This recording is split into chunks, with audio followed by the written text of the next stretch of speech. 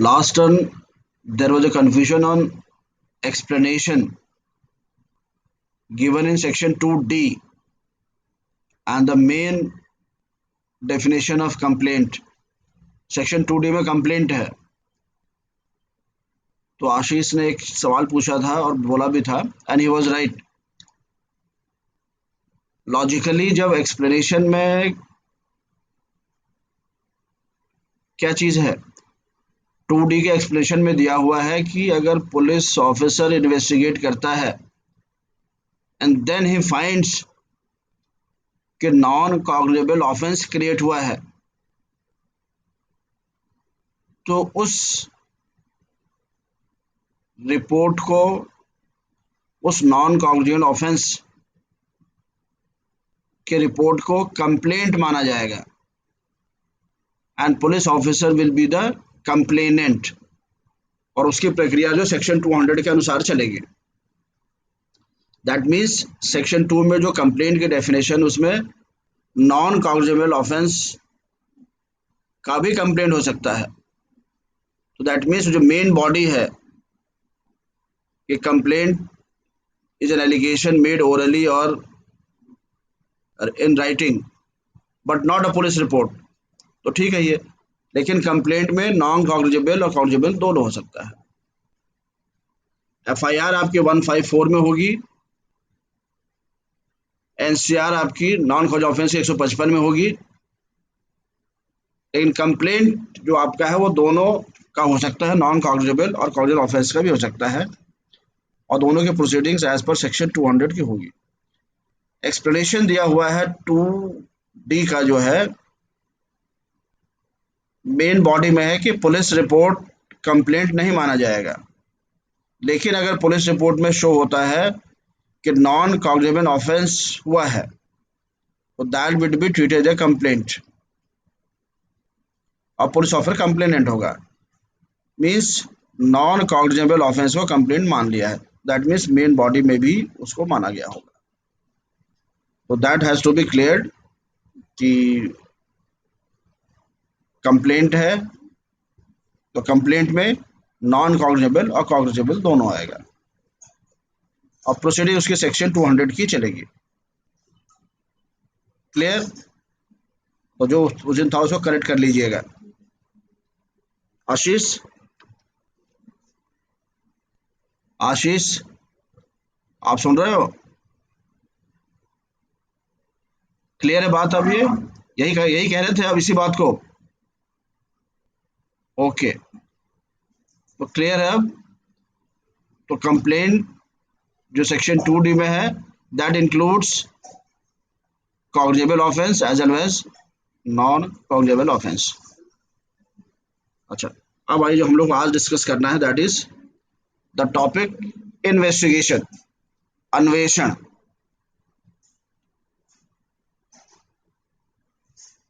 अन्वेषण डिफाइंड है section 2H में, और 2H में क्या लिखा हुआ है? Investigation is a proceeding for collection of evidence by the police or any other person authorized by the magistrate but not a magistrate। तो इन्वेस्टिगेशन की जो पहली आपकी डेफिनेशन है दैट यू हैव टू, सवाल खूब आता है इन्वेस्टिगेशन पर, तो पहले बताइएगा कि investigation has a legal meaning, और इन्वेस्टिगेशन के जो हम लोग आम भाषा समझते हैं और जनरली पुलिस इन्वेस्टिगेशन और पुलिस इंक्वायरी को हम लोग एक ही चीज मानते हैं, तो ऐसा नहीं है। For the purpose of criminal procedure code and in legal terms investigation in CRPC has been defined in section 2H। इसका मतलब यह है कि investigation is a proceeding for the collection of evidence, पहली चीज। दूसरा चीज,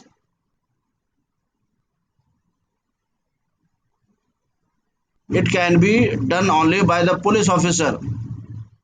Third, or any other person authorised bye the magistrate but not a magistrate. तो ये इसकी डेफिनेशन है, ये इसके एलिमेंट्स हैं। और जो आम भाषा में कहा जाता है कि पुलिस इंक्वायरी आई है, तो पुलिस इंक्वायरी नाम की कोई चीज़ नहीं होती है, दैट इज पुलिस इन्वेस्टिगेशन। एक चीज़। दूसरी चीज़, पुलिस इन्वेस्टिगेशन स्टार्ट होने का जो पर्पज़ है या जो स्टेप है दैट इज एफआईआर। इसलिए एफआईआर को इतना महत्व दिया जाता है। साल साल बार सुप्रीम कोर्ट में, हाई कोर्ट में मुकदमे चलते हैं, उसके बाद कोर्ट आदेश करता है कि भाई इस पर एफआईआर लॉन्च करिए। एफआईआर लॉन्च करिए मीन्स क्रिमिनल लॉ को मोशन में लाइए और लेट द पुलिस इन्वेस्टिगेट, जो आपका क्रिमिनल प्रोसीजर का तरीका है उस तरीके से। एफआईआर का महत्व इसीलिए है कि इन्वेस्टिगेशन, लीगल टर्म्स में investigation only after the FIR ही हो सकता है। अभी हम लोग और जब डिटेल डिस्कस करेंगे तो पाएंगे 156(3) में भी मजिस्ट्रेट ऑर्डर करता है टू इनिशिएट इन्वेस्टिगेशन। अभी हम लोग उस पर आएंगे। बिफोर स्टार्टिंग इन्वेस्टिगेशन जरा कुछ बातें लिखिए तो।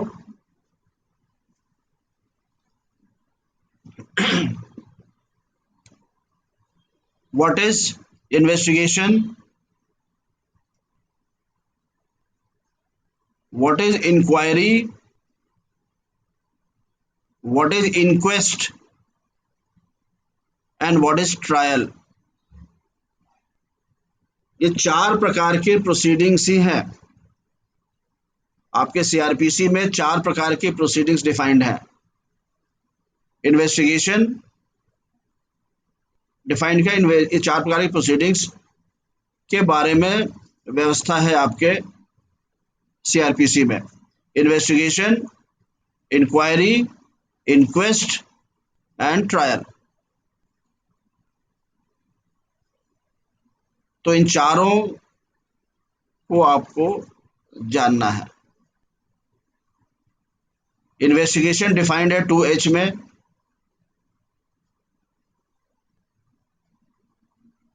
इंक्वायरी भी आपके डिफाइंड है डेफिनेशन क्लॉज में, लेकिन ट्रायल और इंक्वेस्ट डिफाइंड नहीं है, या डिफाइंड है? एनीवन बताइए कोई, क्या आपके सीआरपीसी में इंक्वेस्ट और इंक्वायरी डिफाइंड है? सॉरी, इंक्वेस्ट और ट्रायल।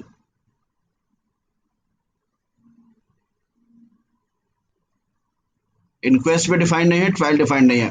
तो पहले तो इन 4 बातों को अगर आप जान लेंगे और चारों में डिफरेंस क्लियर हो जाएगा, तब जब हम लोग इन्वेस्टिगेशन पढ़ेंगे तो और बात आपको क्लियर आएगी। तो सेक्शन 2H तो क्लियर है, इन्वेस्टिगेशन की डेफिनेशन है। अब सेक्शन 2G में आइए। इंक्वायरी सेक्शन 2G में है, तो व्हाट इज, निकालिए section 2G। Inquiry is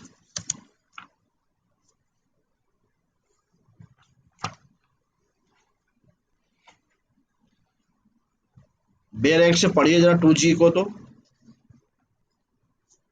inquiry means every inquiry other than trial conducted under this code by a magistrate or the court। तो इंक्वायरी का मतलब है every inquiry but not a trial. That means trial एक अलग चीज होगी। Inquiry under this code means every inquiry other than the trial, एक चीज। दूसरी बात, it is done by the magistrate और द कोर्ट। इंक्वायरी हमेशा मजिस्ट्रेट या कोर्ट के द्वारा की जाएगी और कोई नहीं करेगा ये। तो इंक्वायरी कलेक्शन ऑफ एविडेंस नहीं है, कलेक्शन ऑफ एविडेंस अलग चीज है। एक तरीके से आप कह सकते हैं इंक्वायरी वह प्रोसीडिंग है other than the trial and other than the investigation, क्योंकि इन्वेस्टिगेशन केवल पुलिस कर सकती है।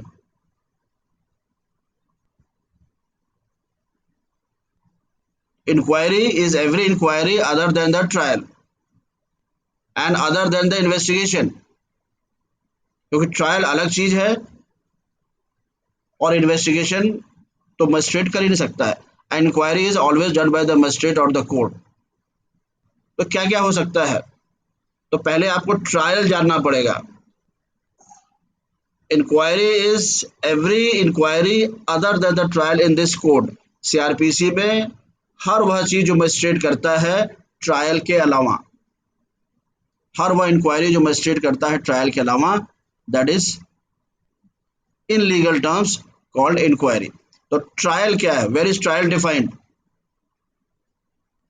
तो ट्रायल आपका कहीं भी डिफाइंड नहीं है। तो ट्रायल क्या है, लिखिए,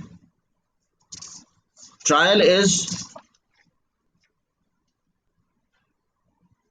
judicial process in accordance with law. Trial is the judicial process in accordance with law, whereby the question of guilt or innocence of a person accused in any offense is decided. तो trial is basically a judicial process।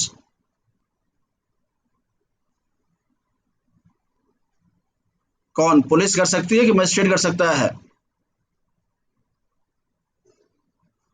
Trial is a judicial process conducted in CRPC for determine the question of guilt or innocence।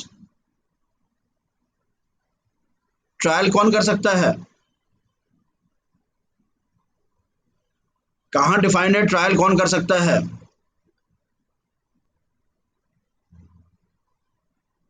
तो judicial process है, but trial can only be done by a magistrate जो authorised court है।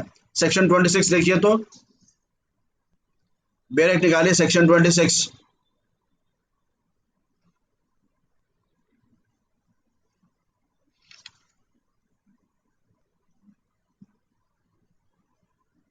तो section 26 में लिखा हुआ है कि the courts authorised to conduct trial, और सेक्शन 6 में लिखा हुआ है टाइप्स ऑफ क्रिमिनल कोर्ट्स।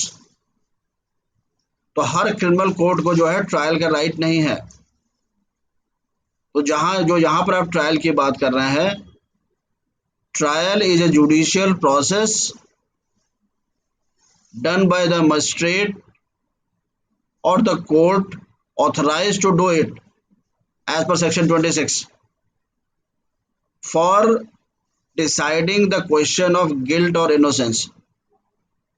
न्यायिक प्रक्रिया है जिसके द्वारा, वह न्यायिक प्रक्रिया है, वह न्यायिक इंक्वायरी है जिसके द्वारा गिल्ट या इनोसेंस, कोई व्यक्ति दोषी है या निर्दोष है, इस बात को निर्धारित करने के लिए मजिस्ट्रेट करता है या कोर्ट करता है, जो कि ऑथराइज्ड है एज पर 26। तो हर वह इंक्वायरी जो गिल्ट और इनोसेंस के लिए है वह ट्रायल है। हर वह इंक्वायरी जो मजिस्ट्रेट करता है फॉर डिसाइडिंग द गिल्ट और innocence is basically a trial, वो इंक्वायरी नहीं कही जाएगी। इंक्वायरी अलग डिफाइंड है सेक्शन 2G में। तो लीगल टर्म्स में जो ट्रायल वह भी इंक्वायरी है, बेसिकली जज इंक्वायरी करता है, लेकिन अगर वह गिल्ट और इनोसेंस के पर्पज से कर रहा है तो फिर उसको ट्रायल कहा जाएगा। तो इन्वेस्टिगेशन क्लियर है, इंक्वायरी सीआरपीसी के अनुसार क्लियर है, any inquiry done by the magistrate other than the trial. और ट्रायल क्या है, trial is basically the judicial process oblique inquiry conducted by the magistrate authorized as per section 26 to determine the guilt or innocence of a person। कोई व्यक्ति दोषी है निर्दोषी है, जो इसकी जांच करता है उसी को विचारण कहते हैं, ट्रायल करते हैं। ट्रायल शब्द भी कहीं पर डिफाइंड नहीं है पूरे सीआरपीसी में आपके, ठीक। अब सेक्शन 125 में बताइए तो क्या इंक्वायरी है कि ट्रायल है? सेक्शन 125 में जो आपका है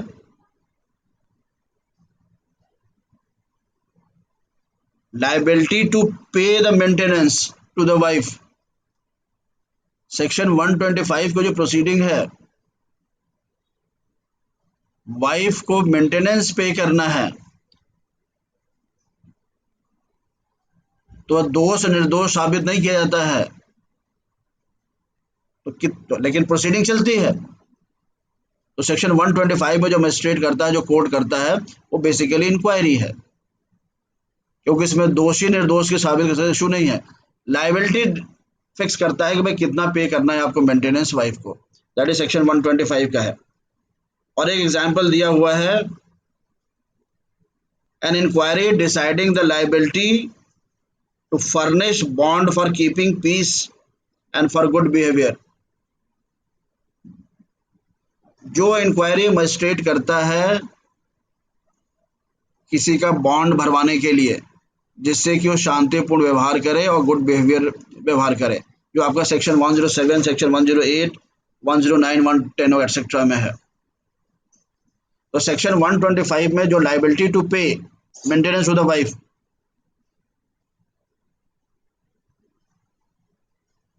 वो इंक्वायरी डेफिनेशन में आपका आता है। या फिर जो बॉन्ड भरने की बात करता है कोर्ट, 107, 108, 109 वगैरह में, वो इंक्वायरी है। अब 107, 108, 109 में किस टाइप का मजिस्ट्रेट होता है, लिखिएगा क्वेश्चन तो, which magistrate is involve in section 107, section 108, 109, 110।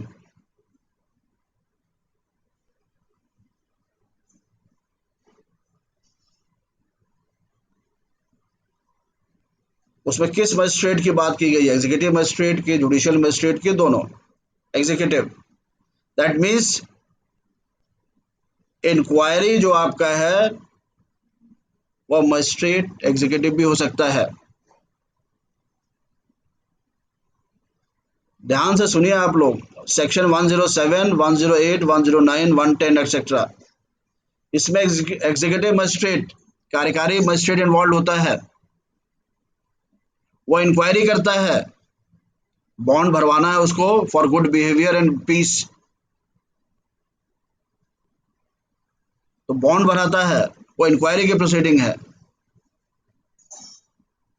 इसीलिए इंक्वायरी की डेफिनेशन में क्या लिखा हुआ है, डन बाय द मजिस्ट्रेट और द कोर्ट, लेकिन ट्रायल नहीं, क्योंकि ट्रायल जो है आपका केवल जुडिशियल मजिस्ट्रेट कर सकते हैं अंडर सेक्शन 26 जो आपका है।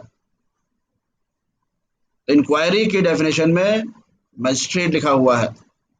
इंक्वायरी एग्जीक्यूटिव मजिस्ट्रेट भी कर सकता है और जुडिशियल मजिस्ट्रेट भी कर सकता है, लेकिन ट्रायल आपका केवल जुडिशियल मजिस्ट्रेट या कोर्ट्स जो सेक्शन 26 में लिखा हुआ है।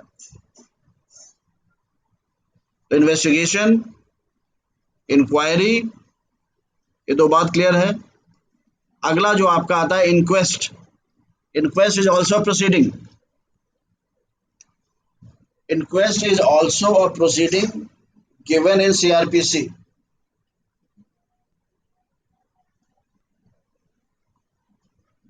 इंक्वेस्ट क्या, व्हाट इज इंक्वेस्ट,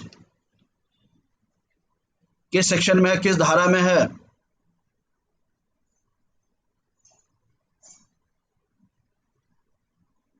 जो इंक्वेस्ट आपका है सेक्शन 174 और आगे 176 में भी है। देखिए जरा तो, 174 भी देखिए, 175 भी देखिए, 176 भी देखिए।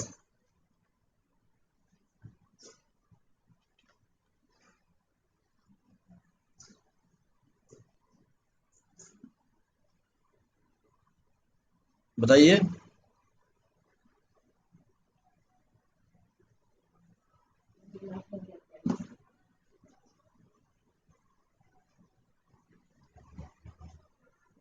वन 174, 175, 176।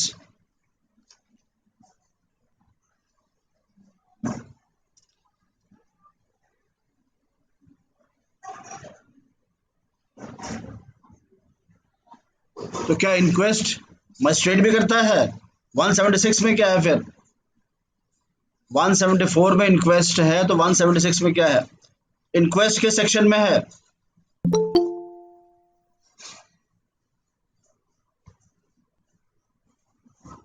इंक्वेस्ट, फिर से बताइए आप लोग, इंक्वेस्ट किस सेक्शन में है? 174। 176 में क्या है?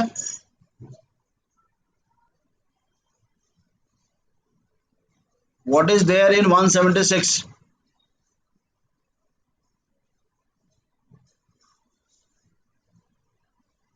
इंक्वायरी बाय द मस्जिद, उसको क्या इंक्वेस्ट नहीं बोलते हैं?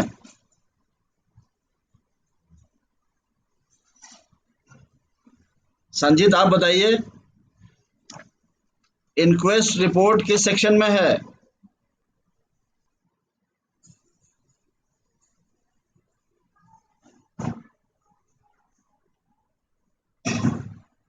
पहले तो लिखिए अब इंक्वेस्ट की, व्हाट इज इंक्वेस्ट लिखिए, इंक्वेस्ट की डेफिनेशन लिखिएगा तो,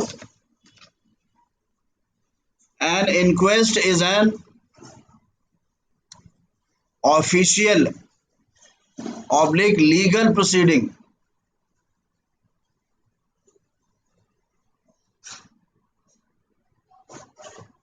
और inquiry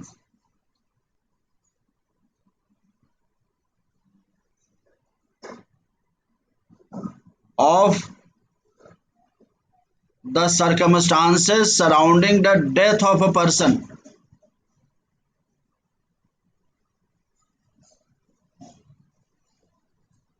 The purpose of inquest is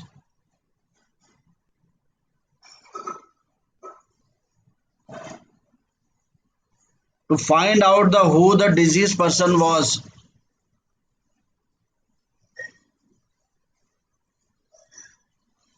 and how, when, and where they died,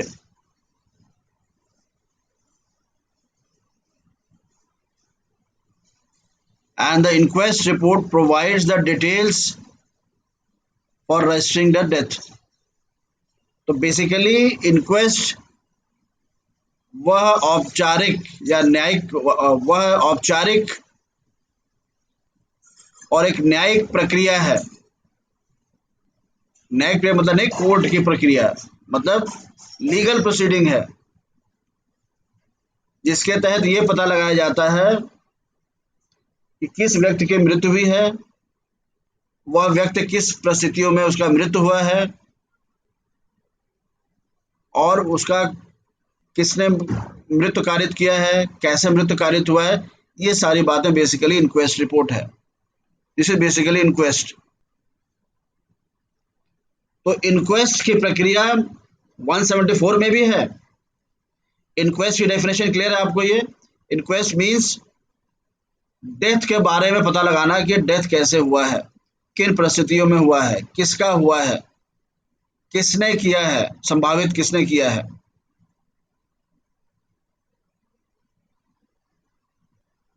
और उसी के अनुसार उस डेथ के बारे में प्रिलिमिनरी उसका पंजीकरण रजिस्ट्रेशन किया जाता है कि death is registered under this circumstances, इस व्यक्ति का ऐसे हुआ है, और प्राइमा फेसी ये लोग हो सकते हैं।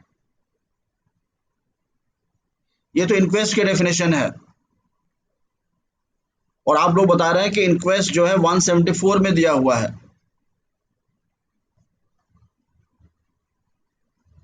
तो जो इंक्वेस्ट की डेफिनेशन बताई वो 174 में है, लेकिन 174 में जो पुलिस करती है कार्य अबाउट द, वो भी डेथ के बारे में, तो that is basically part of investigation. वो इन्वेस्टिगेशन की ही कैटेगरी में आ जाएगा। और इंक्वेस्ट जो आपका है, जो मजिस्ट्रेट करता है 176 में, बेसिकली इंक्वेस्ट हम लोग उसको बोलते हैं। इस बात से सहमत है कि नहीं? क्योंकि आप हर एक ने बताया कि 174 में इंक्वेस्ट रिपोर्ट, तो सही बात कह रहे हैं, ऐसे गलत नहीं कह रहे हैं आप। लेकिन इंक्वेस्ट 174 में क्या है? when the police officer in charge of the police station or some other police officer especially empowered by the state government on that behalf receives information that a person commits suicide or has been killed by another person, machinery जो भी आपका है, he shall immediately give intimation thereof to the nearest executive magistrate empowered to hold inquest. क्या लिखा हुआ है? Thereof to the nearest executive magistrates empowered to hold inquest.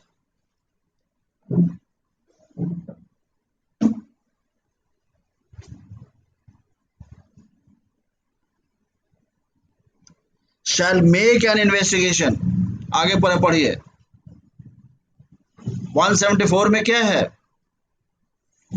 174 में यह है कि जैसे ही पुलिस ऑफिसर इंचार्ज को सूचना मिलती है कि किसी व्यक्ति की मृत्यु हो गई है अननेचुरल ढंग से या किसी मशीनरी से, तो इमीडिएटली उस मजिस्ट्रेट को, एग्जीक्यूटिव मजिस्ट्रेट को इन्फॉर्म करता है जिसको कि इंक्वेस्ट रिपोर्ट का अधिकार है।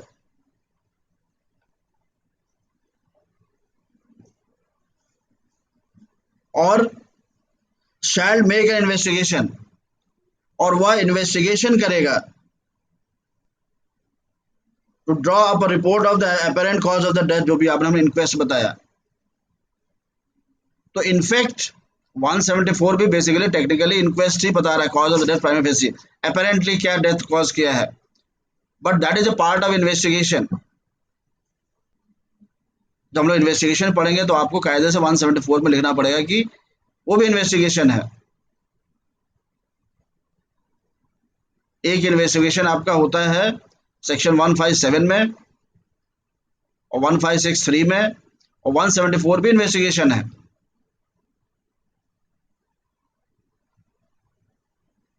और जो आपका इंक्वेस्ट मजिस्ट्रेट अंडर 176,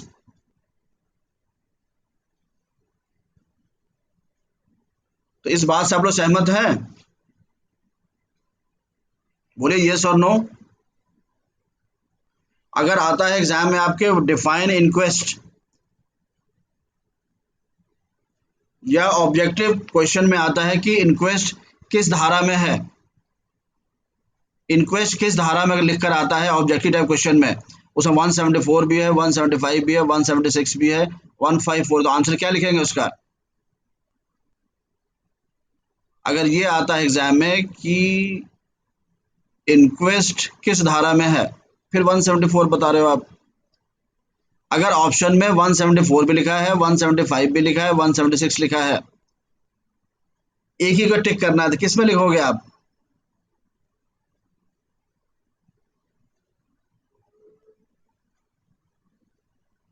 वन 176 में क्या लिखेंगे आप? 176 इंक्वेस्ट रिपोर्ट क्यों नहीं है?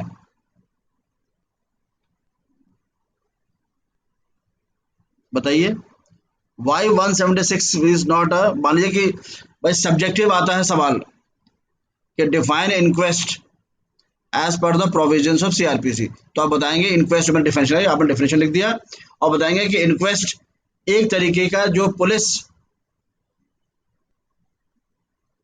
एक तरीके का नहीं, बेसिकली पार्ट इन्वेस्टिगेशन नहीं। अगर इन्वेस्टिगेशन आप लिखोगे, इंक्वेस्ट बता दिया ये चीजें, और आप बताएंगे कि 174 में जो इन्वेस्टिगेशन करता है police to decide the apparent cause of the death etcetera, वो भी एक प्रकार का इंक्वेस्ट है। लेकिन inquest is done by the magistrate also in 176।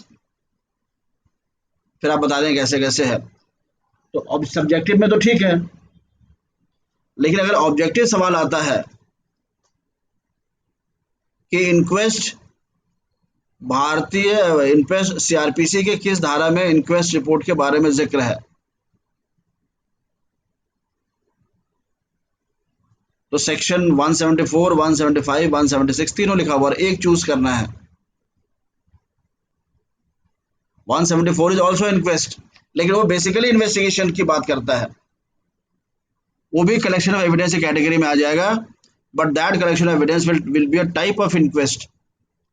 मेरे ख्याल से अगर, हालांकि हो सकता है कि 174 176 दोनों में लिखा है कि कौन सा इंक्वेस्ट है, 174 है, 175 है, 176 है, 177, और एक आ जाए कि 174 और 176 दोनों, तो आप इसे टिक कर दिया इसमें। अगर एक ही चूज करना है,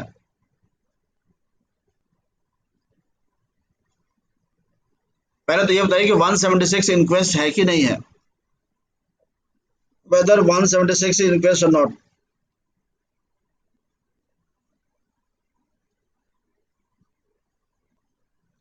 उसमें लिखा हुआ है, देखिए, any magistrate so empowered may hold inquiry into the cause of the death either instead of or in addition to the investigation held by the police officer, and if it does so he shall have all the powers to conduct holding inquiry।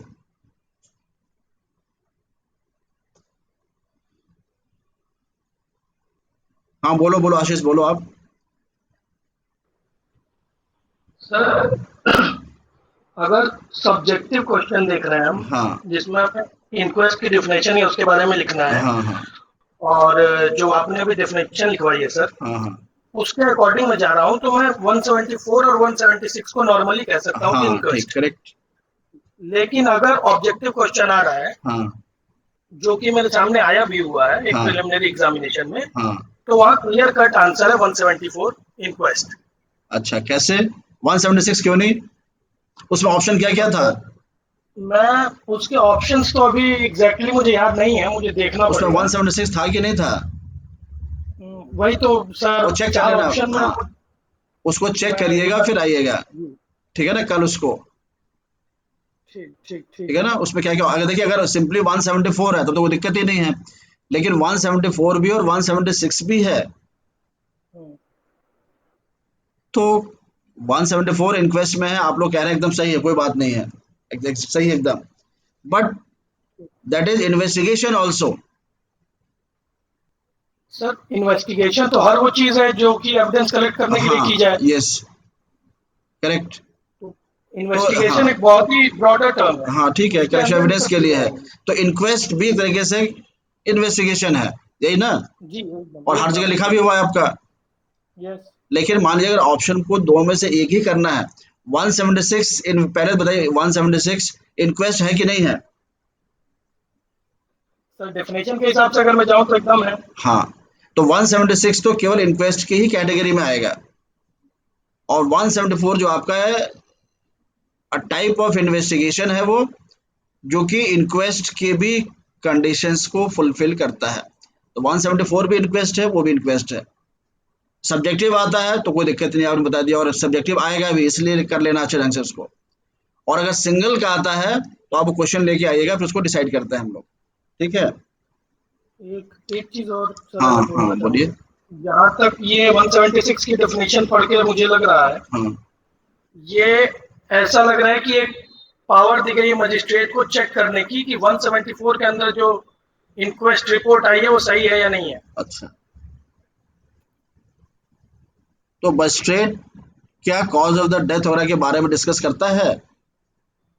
अगर वो check करेगा उस report को, normal सी बात करेगा ही। हाँ, देखा ना, इंस्टेड ऑफ और इन एडिशन टू, हम्म। मतलब जो इन्वेस्टिगेशन किया है उसके एडिशन में भी कर सकता है, यस। ठीक है ना। तो सब्जेक्टिव क्वेश्चन के लिए तो कोई दिक्कत नहीं है, 174 176 दोनों डील कर लेंगे आप। ऑब्जेक्टिव क्वेश्चन में अगर 174 176 दोनों मांग रहा है तो भी कोई दिक्कत नहीं है। अगर दोनों ऑप्शन दिया लेकिन केवल एक को कहने के लिए कह रहा है तो वहां थोड़ा सा कंफ्यूजन है, यही है ना। जी। ठीक है, बाकी लोगों को इशू क्लियर, हम लोग क्या डिस्कस कर रहे हैं? बाकी लोग समझ रहे हैं कि इंक्वेस्ट जो 174 और 176 की बात है, तो 174 176 पढ़ के भी आइएगा आप लोग, किताब से पढ़ के आइएगा, बेरेक से पढ़ के आइएगा, और क्वेश्चन आंसर का जो बैंक है, मैं आप लोग से फिर कह रहा हूँ, जो क्लास में होता जा रहा है, आप अपना, आपके पास जो भी क्वेश्चन बैंक है, क्वेश्चन बैंक मतलब अनसॉल्व पेपर, केवल पिछले वर्षों के जो अनसॉल्व पेपर आए हैं वो लगातार सॉल्व करते रहिए। जो मेन एग्जामिनेशन में क्वेश्चन हैं उसको सॉल्व करते रहिए, क्योंकि जो पर्पस हम लोग क्लास करने का है वो टोटल पूरा करने का नहीं है। वो ये है कि जो प्रश्न आप हम लोग डिस्कस कर रहे हैं, क्या उसके आधार पर प्रश्नों का उत्तर दे पा रहे हैं कि नहीं दे पा रहे हैं। अगर प्रश्नों का उत्तर दे पा रहे हैं, that means we are going in the correct direction. भविष्य में क्या सवाल आ सकता है वो भी हम लोग डिस्कस करेंगे। लेकिन अगर हमने कोर्स भी खत्म कर लिया लेकिन क्वेश्चन सारे आप कर भी नहीं पा रहे हैं, जैसा कि और नॉर्मली होता है,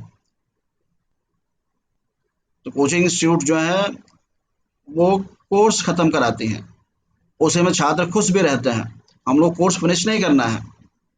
हम लोग पहले कहा हुआ है कि मेन हम लोग का है कि there has to be some value addition in your understanding, तब जाके कुछ फायदा है क्लास का। 2-4 मार्क्स आपके बढ़ेंगे तब आपको फायदा है। तो कंटिन्यूस जो आपके पास अनसॉल्व क्वेश्चन पेपर्स हैं, यूपी का, बिहार का, एमपी का, कहीं का भी, वो सॉल्व करिए, कॉन्स्टिट्यूशन के भी, सीआरपीसी के भी, प्रीलिम्स वाले भी, मेंस वाले भी। और जो टॉपिक्स हम लोग खत्म करते जा रहे हैं लेकिन उसके आधार पर कोई प्रश्न आप नहीं कर पा रहे हैं, ना मेंस का ना प्रीलिम्स का, तो that you ask in the class कि सर ये टॉपिक खत्म हो गया लेकिन हम लोगों ने ये नहीं टच किया। क्योंकि जो चीजें कंफ्यूजन स्टेट में है वो भी मैं क्लास में आपको रेज करूंगा। मेरा उद्देश्य केवल यहाँ वही आपको बताना नहीं जो कि मुझे एकदम क्लियर कट है। जो कंफ्यूजन वाली चीजें हैं लेकिन एग्जाम में आती हैं वो आपको रेज करना है, वो आप अपने हिसाब से भी चीजें ढंग से कर सकते हैं। यही आपका लॉ में होगा, यही आपका जनरल स्टडीज में होगा। तो जैसे सवाल कर रहे हैं आप लोग भी करिए, ऑब्जेक्टिव भी और सब्जेक्टिव भी।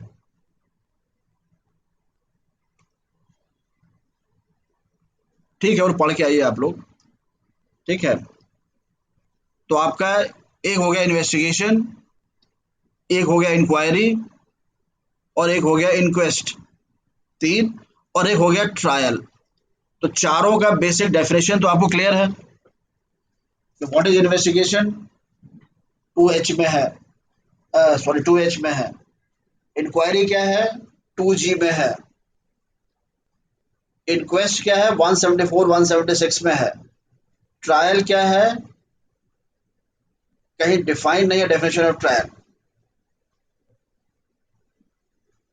आप जरा लिखिए तो, मैच द फॉलोइंग, निम्नलिखित को सुमेलित करिए।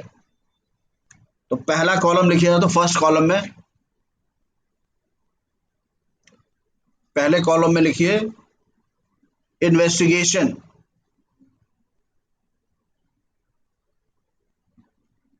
फिर आपका इंक्वायरी,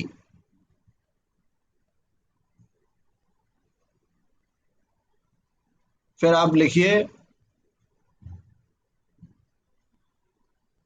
इंक्वेस्ट, और उसके बाद लिखिए ट्रायल। सेकेंड कॉलम में लिखिए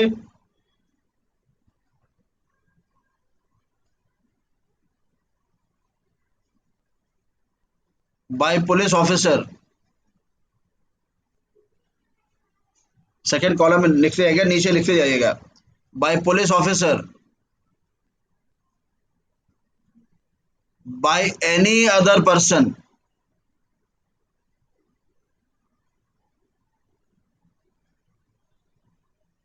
codes defined in section 26।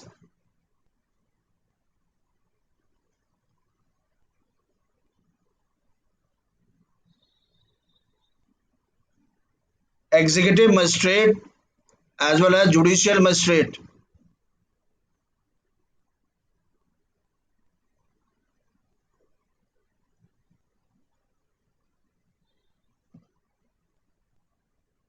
police officer and magistrate,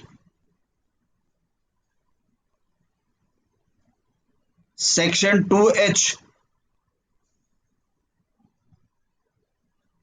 section 2G,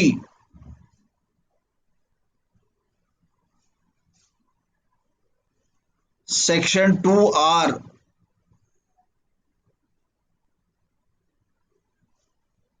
section 174,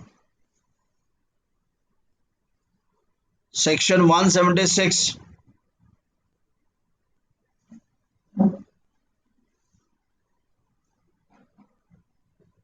not defined in criminal procedure code, section 157 clause 1, section 156 clause 3,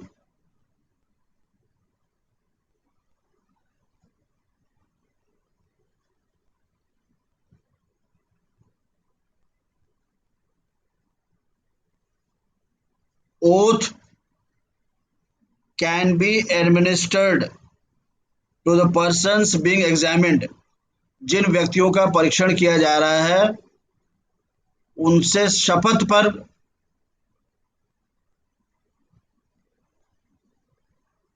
उनके बयान लिए जाएंगे। Next, oath can not be administered, शपथ नहीं दिलाई जा सकती। Section 161, section 164, section 167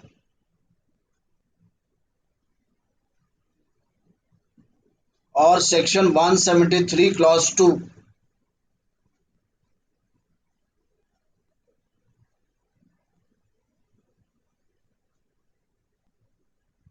section 173 clause 2। अब आपको मैच करना है जो 4 प्रकार की प्रोसीडिंग्स हैं और लिखिए सेक्शन 26 और सेक्शन 6। अब 4 प्रकार की प्रोसीडिंग्स हैं आपके सामने। अच्छा, सेक्शन 125, सेक्शन 107, 108, 109, 110। अब आपके सामने 4 प्रकार के प्रोसीडिंग्स है सीआरपीसी में।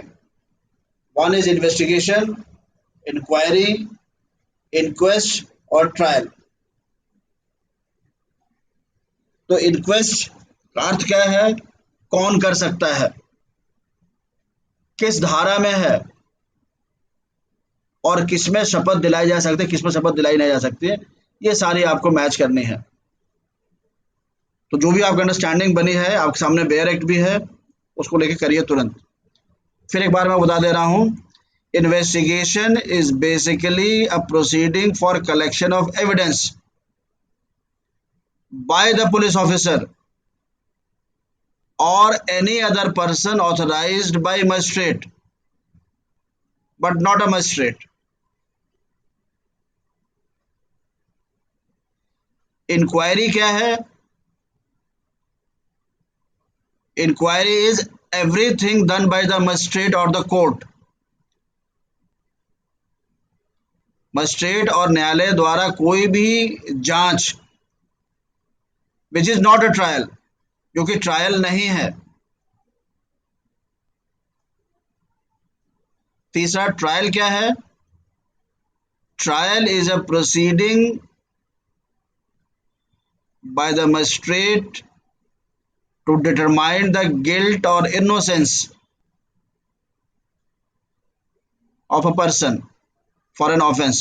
किसी अपराध को लेकर किसी व्यक्ति की निर्दोषिता या दोष होना, इस बात की जांच करना ट्रायल होता है, विचारण कहा जाता है। वो भी जांच ही है, लेकिन विचारण कैटेगरी में आता है, जो गिल्ट इनोसेंस के लिए है, डिसाइड करने के लिए। और इंक्वेस्ट क्या है? Inquest is a proceeding to determine the to prima facie, प्रथम दृष्टया, जाते ही, ऑन द स्पॉट जाते ही। इन्वेस्टिगेशन तो पूरा फुल चलेगा अभी, लेकिन जैसे किसी कहीं पर डेथ हुई है, किसी ने सुसाइड किया है, किसी का एक्सीडेंट से डेथ हुआ, नेचुरल डेथ हुआ है, बर्निंग से डेथ हुआ है, तो इमीडिएटली वहां पर जाना पुलिस द्वारा, मजिस्ट्रेट द्वारा, और प्रथम दृष्टया जो उसको लगे कि किस व्यक्ति की मृत्यु हुई है, कैसे मृत्यु हुई है और कौन लोग इसको मार सकते हैं, अगल बगल से लोग पूछताछ करें, जो पहली इंक्वायरी होती है, दैट इज इंक्वेस्ट। अब चूंकि ये मैंने मोटा मोटा बता दिया, आपको लिखने के लिए आसानी होगी, लेकिन टेक्निकली जो आपको जानना होगा, जो मैंने आपको बताया है, तो जो बात आपको समझ में आई वो देखिए। और जो आपके सामने बेयर एक्ट है, बाकायदा बेयर एक्ट खोल लीजिए, किताब खोल लीजिए और उसको बताइए।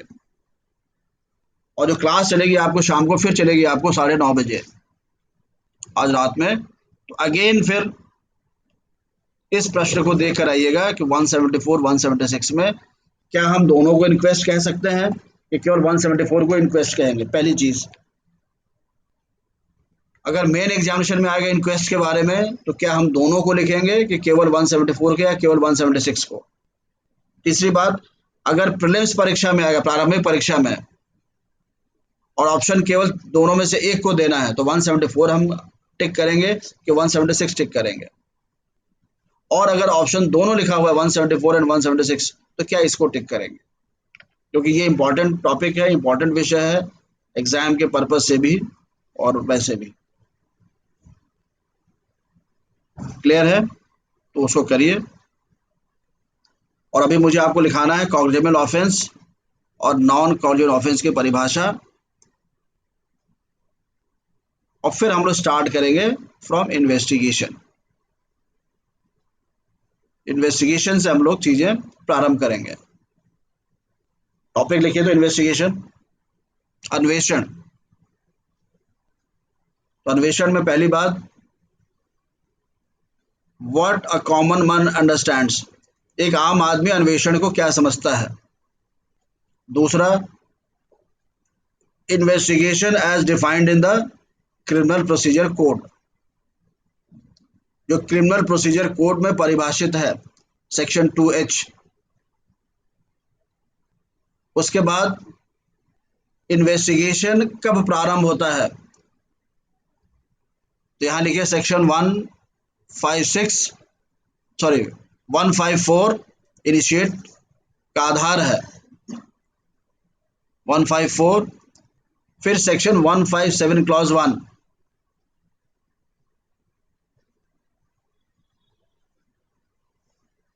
और सेक्शन 156 क्लॉज 3,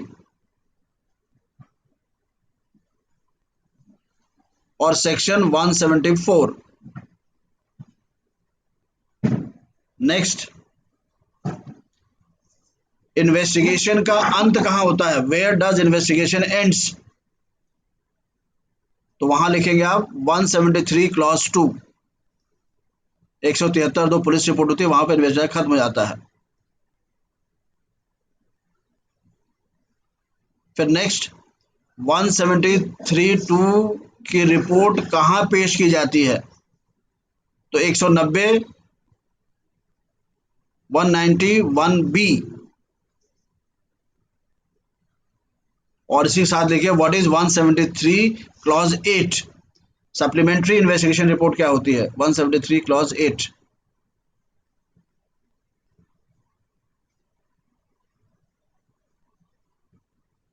और नेक्स्ट आपका है फाइनल रिपोर्ट किसे कहते हैं,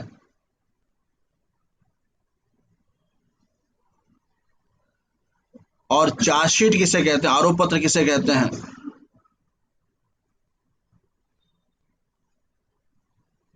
और इसके अंतर्गत सेक्शन 169, सेक्शन 170 और सेक्शन 171 की क्या भूमिका है।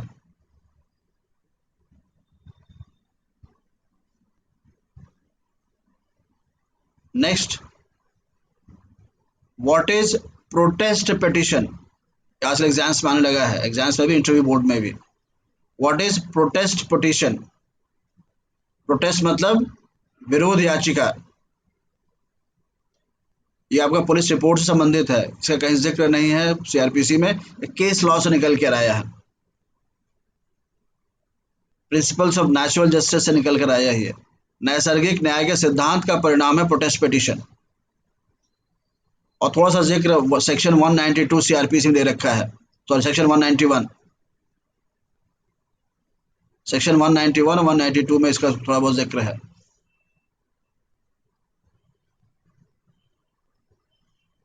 फिर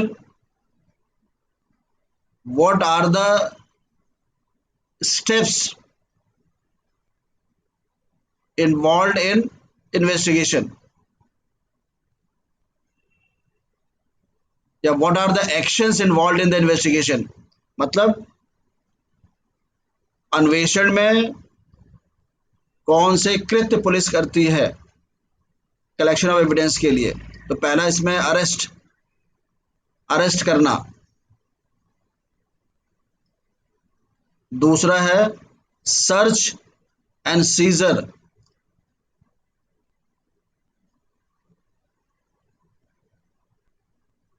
सीजर मतलब जब्ती, और सर्च मतलब जब आप कहीं पर जाके सर्च वगैरह करते हैं किसी प्लेस का, सर्च एंड सीजर एक वो तरीका है अरेस्ट, दूसरा सर्च एंड सीजर, और तीसरी बात जो आपकी आती है स्टेटमेंट्स जो आप लेते हैं, तो सेक्शन 161 का स्टेटमेंट, सेक्शन 164 का स्टेटमेंट, और फिर इन स्टेटमेंट्स की एविडेंशियरी वैल्यू क्या है,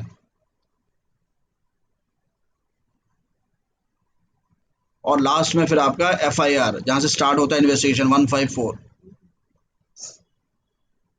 और उसकी एविडेंशियरी वैल्यू, उसकी जो साक्ष्य मूल्य आपका है। तो इतने टॉपिक्स आपके इन्वेस्टिगेशन में आते हैं, और हर एक पर अलग क्वेश्चन आता है। जितने में टॉपिक्स आपको लिखा है हर एक पर ऑब्जेक्टिव सवाल आते हैं, हर एक पर सब्जेक्टिव सवाल आते हैं। तो पूरे बैकग्राउंड में आपको उसको, एक टॉपिक एग्जाम में आएगा तो पूरे बैकग्राउंड का जिक्र आपको करना पड़ेगा, तब जाके आपकी आंसरिंग अच्छी होगी। जितना टॉपिक लिखा है हर एक पर अलग सवाल आता है, प्रीलिम्स में भी और मेन एग्जामिनेशन में भी।